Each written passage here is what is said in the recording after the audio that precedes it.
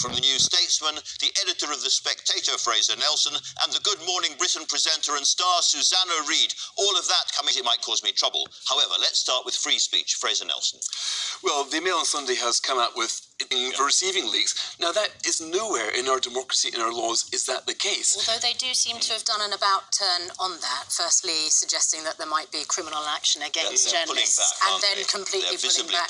So a week on from the original leaks published in the Mail on Sunday, and the journalist Isabel Oakeshott, who's unearthed them, when they originally were leaked, we saw an insight into what Sir Kim Darroch thought of the White House, uniquely dysfunctional and inept, and his views on President Trump.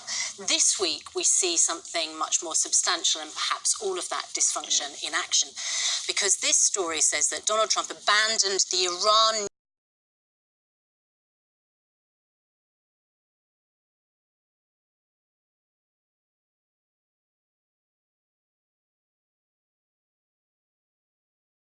then is, why were they leaked and by whom?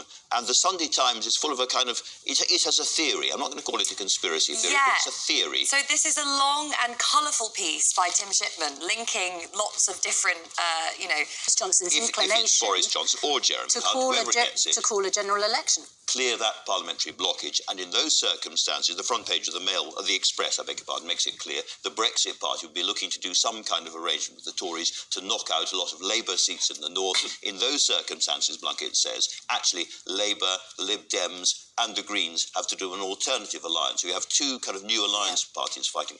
I think a lot of this will change over the course of the campaign. You know, there is a lot of trouble kind of using some of the polling that we've got.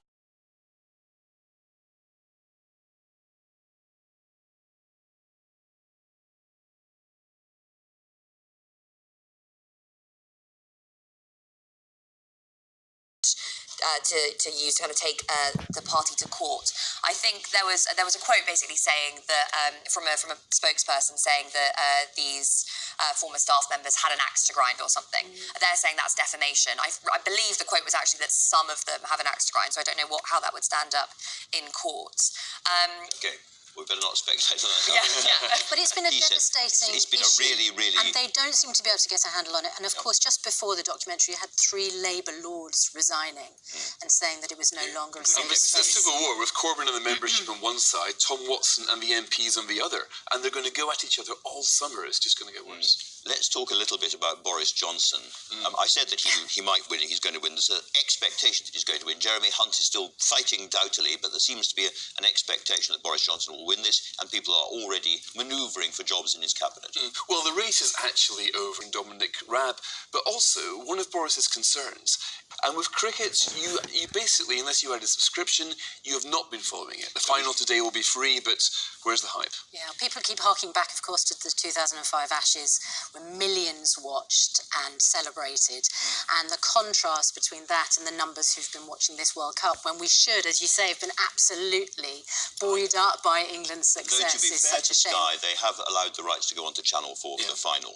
And of course, the other big thing is the tennis. I don't know if you were watching. Yes, Federer, it's the Wimbledon men's final today. Federer Djokovic. Exactly, it's going to be absolutely fantastic. But I think the other contest people have been watching is between the 2 duchesses of Cambridge and Sussex, because of course they were trying to find her feet. She's trying to transition from being a celebrity to being a royal, and there's lots of criticism about her in the press saying, you know, once you're a royal and you're accepting royal money or public money as a royal, you need to be much more public and much more accommodating. Earlier in the week... We want our money's worth. Earlier in the week, she came under a lot of scrutiny. Now she seems to have done the right thing finally. Well, at least the sun is going to be shining on all of this. Thanks at the moment all very much indeed. The weather, a glorious